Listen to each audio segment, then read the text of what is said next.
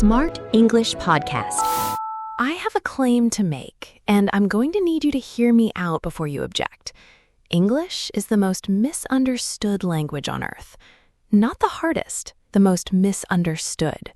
And I can prove it in one sentence. Ready? You have 60 seconds. Prove it. The chicken is ready to eat. What did you just picture? Easy.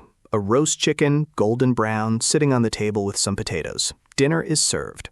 Or a live chicken in a barn, very hungry, ready to eat its own dinner.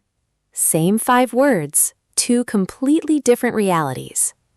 Okay, that's cheating. You chose a broken sentence. Real life isn't made of riddles. Fine.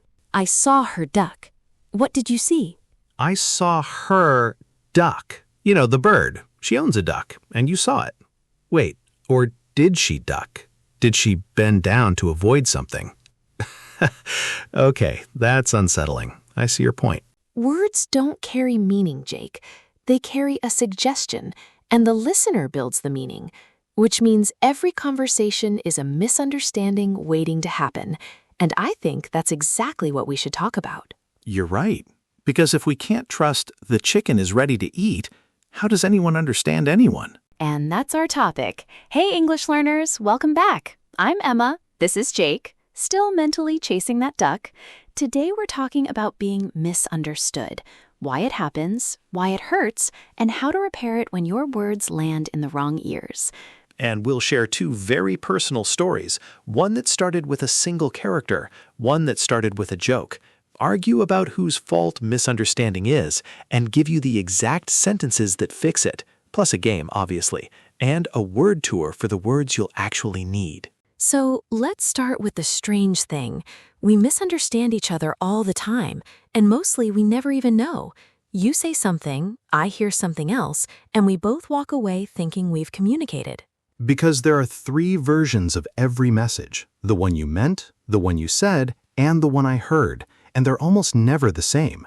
What you meant lives in your head, with all your context, your tone, your history. What I heard lives in mine, with my mood, my expectations, my own history. 3 versions of every message. That's the whole problem in one sentence. And the gap between them is where all the pain happens. You mean, I'm fine, as, leave me alone, I'm processing. They hear it as, don't tell me anything, I don't care. And the cruel part? We can't see the gap. From inside your own head, what you said seems perfectly clear. The meaning obvious, the tone friendly, the joke funny. That's why misunderstandings feel so unfair. You were sure you were being obvious, and they got a different message entirely. Okay, time for the story you owe me. The one about the text message. The single character that started a war. The K, right. 2 years ago, my partner sent me a long, lovely message about her day. Something sweet happened at work and she wanted to share it. And I, a genius of romance, replied with one character, K. The K, Jake. The gravestone of conversation. What did you actually mean by it? I meant, okay, got it, sounds good. That's what K meant in my head. But she didn't read my meaning. She read the character. To her, Kay said, I don't care. I'm not interested. Stop talking. And the evening that followed, I'll never get those hours back. So what happened? Did it blow up immediately or did it simmer? It simmered, which is worse. She went quiet, gave short answers, and I had no idea why. I asked, is everything okay? And she said, fine, with the full weight of everything not being fine. It took me an hour to extract the truth, and when I heard it, I almost laughed, which thank goodness I did not do. You learned the most important rule of relationship survival. Never laugh at the K incident. So what did the misunderstanding actually teach you? That brevity reads as coldness. When you give someone less than they expect, they don't think he's busy. They think he doesn't care. The silence fills itself with the worst possible story. And the repair? I had to apologize for the message I didn't mean to send, not the one I actually sent. I meant, okay, sounds good. I see how that came across, and I'm sorry. Apologizing for the message they heard, not the one you meant. That's the key move, because their experience is real, even if your intention was innocent. And that's the hard truth of being misunderstood. You don't get to decide what your words meant. The listener does. You can argue with their interpretation all night, but I didn't mean it that way, and they'll still feel what they felt. And yet we argue anyway. That's not what I said. You're twisting my words. Because being misunderstood feels like an attack on our character, like they're seeing us wrong, and we have to correct the vision. Exactly. Being misunderstood isn't just annoying, it's almost insulting. It says, I thought you knew me, and that's why it hurts more with people we love. Okay, my turn. The confession I promised. Mine happened at work, and it's about a joke. The joke that almost got me a career conversation. Oh, I love a joke that backfires. What did you say? I was having a brutal week. A project that wouldn't die, meetings back to back, sleep in short supply. A colleague asked me how I was doing, and I said, honestly, I'm this close to quitting and becoming a pirate. It was a stress joke. Everyone in the room laughed, except one manager who didn't. And the manager took it seriously? Seriously enough? A week later, I got an email. Could we have a chat about your future at the company? And I sat in that meeting being asked very gently whether I was happy, whether I was looking elsewhere, whether I needed support. It took me half the meeting to realize my joke had been read as a resignation threat. And what did you say? How do you even fix that? I said the most humbling sentence of my career. I was joking. I'm sorry. That joke didn't land the way I meant it. And then I explained. I was tired, I was venting, I used humor as pressure relief. And the manager said something I still think about. I should have asked instead of assumed. We both failed. You in the delivery, me in the reading. We both failed. You in the delivery, me in the reading. That's the healthiest resolution of a misunderstanding I've ever heard. Because it's never one person's fault. It's a shared accident. And that's the moment I understood.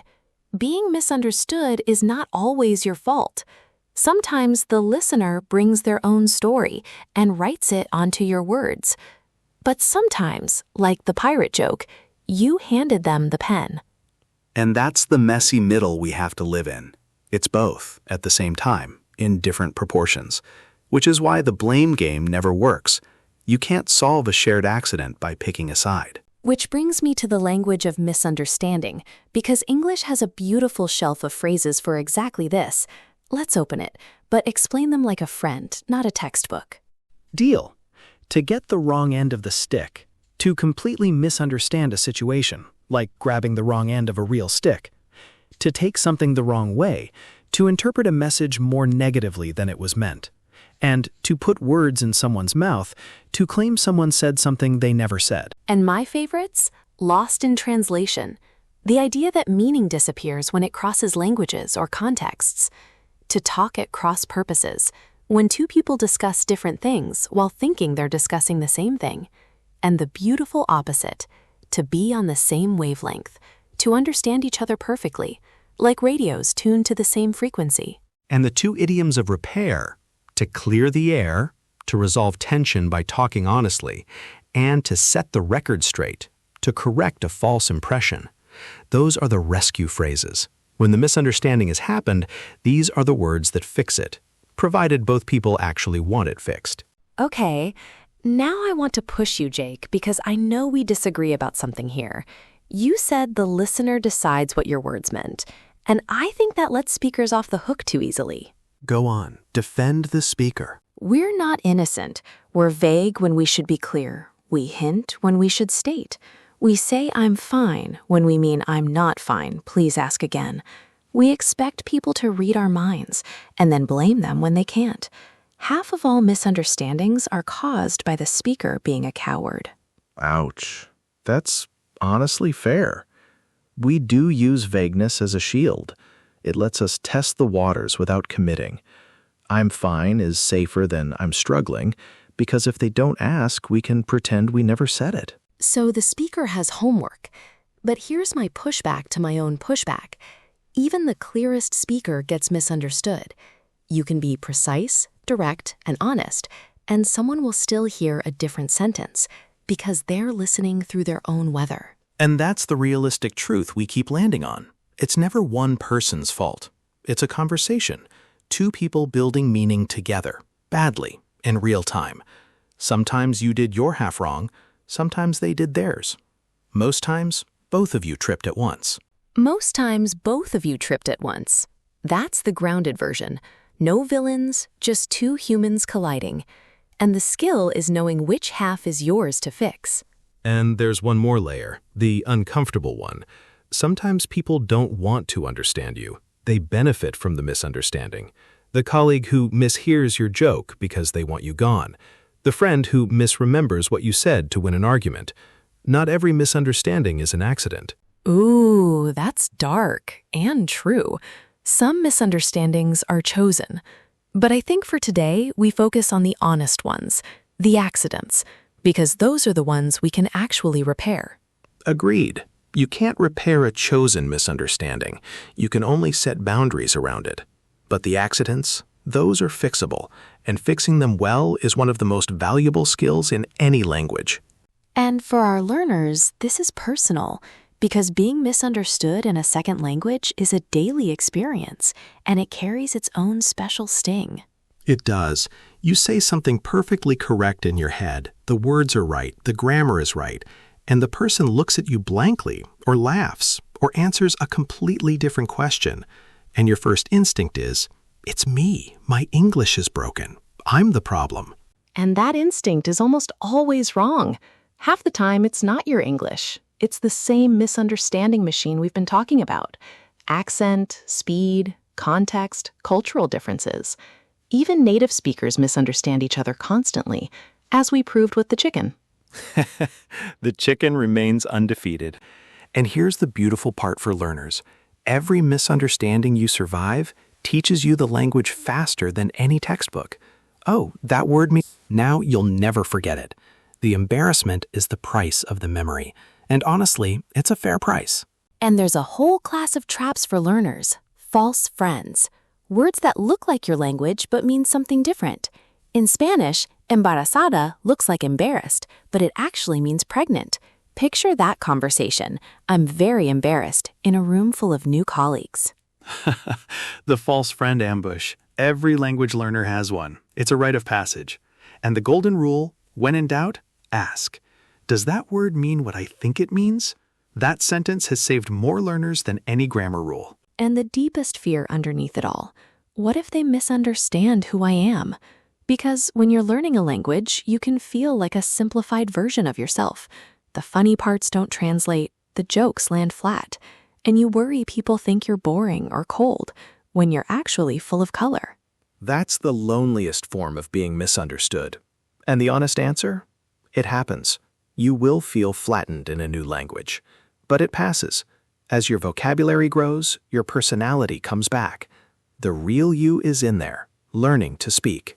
Okay, let's lighten up because I have a game and it's the one I've been waiting for. It's called Repair It. I'll describe a misunderstanding, the sentence that went wrong, and you give me the exact sentence that fixes it. Ready? I've caused enough misunderstandings to be qualified. Give me the first one. Misunderstanding 1. You were joking about your boss and a colleague took it seriously and reported it. Repair. I'm sorry, that was a joke that didn't land. I see how it came across and it wasn't what I meant. Own the delivery, clarify the intent, apologize for the effect. Misunderstanding 2. A friend read your short fine as anger and has been distant all week. Repair. I've realized my fine sounded cold. I meant it as I'm okay, just tired. I'm not angry with you, and I'm sorry it read that way. You're not just defending yourself. You're handing them the key to your actual meaning. Misunderstanding 3. Your partner says you promised something you never promised. Repair. I don't remember promising that, but let's talk about what you heard, because if I gave you that impression, I want to fix it. And the twist, sometimes the repair isn't you misunderstood me, it's you heard something real that I failed to communicate. That's the deepest repair of all, accepting that their version has truth, even when your intention was innocent. It's humbling, and it's the only way through. Okay, the last one, the hardest. A family member has decided firmly that you meant to hurt them. That one can't be fixed with one sentence. But the starting repair is, I can't change what you heard, and I'm sorry it hurt. I'd like to explain what I meant, and I'd like to hear how it landed for you. Repair is a conversation, not a sentence. Repair is a conversation, not a sentence. That's the whole skill in 7 words. And with that, I think we've earned the nerdy bit. Are you ready to slow down and do word tour? Always ready. It's word tour time, where we take the words that actually showed up in our conversation and give them a proper home. Emma, you start us off. Word 1. To get the wrong end of the stick. It means to completely misunderstand a situation or message. Example, he got the wrong end of the stick. He thought I was quitting, but I was joking. And my example, she got the wrong end of the stick about the party and showed up a day early. Notice the image. You grabbed the wrong end of a physical stick, so the whole thing feels off. Word 2 from me, to take something the wrong way. To take something the wrong way. To interpret a comment more negatively than it was intended. Example, I meant it as a compliment. I'm sorry you took it the wrong way. And mine, he took the feedback the wrong way and sulked for days. It's the phrase for when the speaker's intent and the listener's reading collide. Word 3, to put words in someone's mouth. To put words in someone's mouth.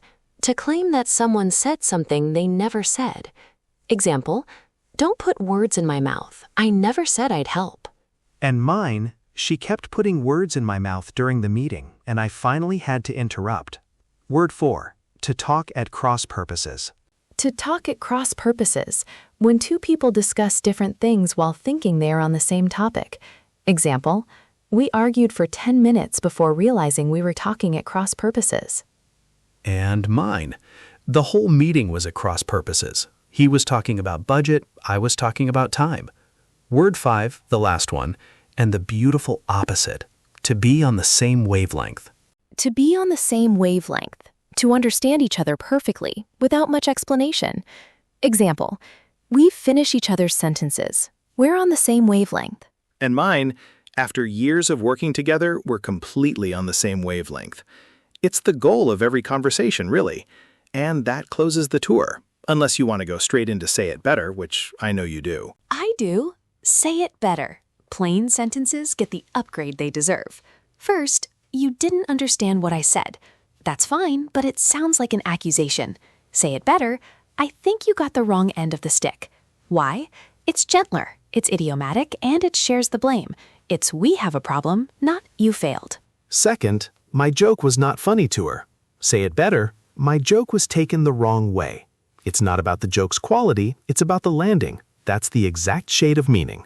Third, he said I said something, but I didn't say it. Say it better. He put words in my mouth. 4 words replace 11, and it's the exact idiom native speakers reach for. Fourth, we were talking about different things without knowing. Say it better. We were talking at cross purposes.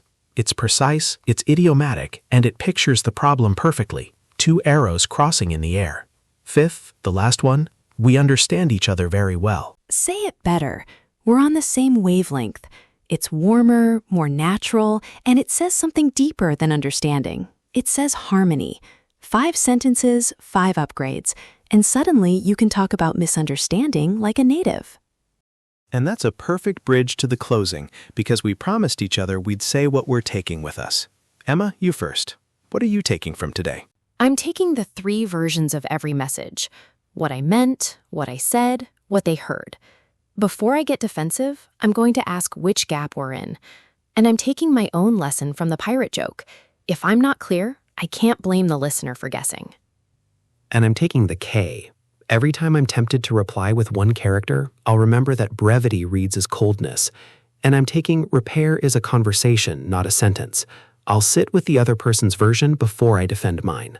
And hey, if this episode helped you make sense of a misunderstanding that's been sitting between you and someone you love, maybe today's the day to clear the air. And if you want us in your ears every week, the subscribe button is right there. Consider this us being on your wavelength. On your wavelength, I'll allow it. And to everyone listening, you will be misunderstood. It's not a sign that you're broken. It's a sign that you're human, using a language built from suggestions. And the people who love you will sometimes hear the wrong thing. Give them grace, give them the repair sentence, and give them the truth of what you meant. Because being understood, truly understood, is one of the best feelings in the world. And if you're learning English, every blank look, every confused face, every sorry what is not a verdict on you. It's a tiny collision of two people's meaning-making. Say it again, differently, and you've just grown. Say it again, differently, and you've just grown. That's the learner's superpower. Take care of yourselves, everyone, and the next time someone mishears you, breathe, rephrase, and remember the chicken. Remember the chicken. That's the strangest advice we've ever given. And remember the duck. It was never a duck. It was a verb. That's the whole episode in one sentence. Take care. Keep learning. Keep speaking. And may your wavelength always be found. Bye, everyone. Bye, everyone, and thank you for being here. You're the reason we keep talking. See you next time. See you next time. And may your repairs be swift and your wrong ends of sticks be few. Take care.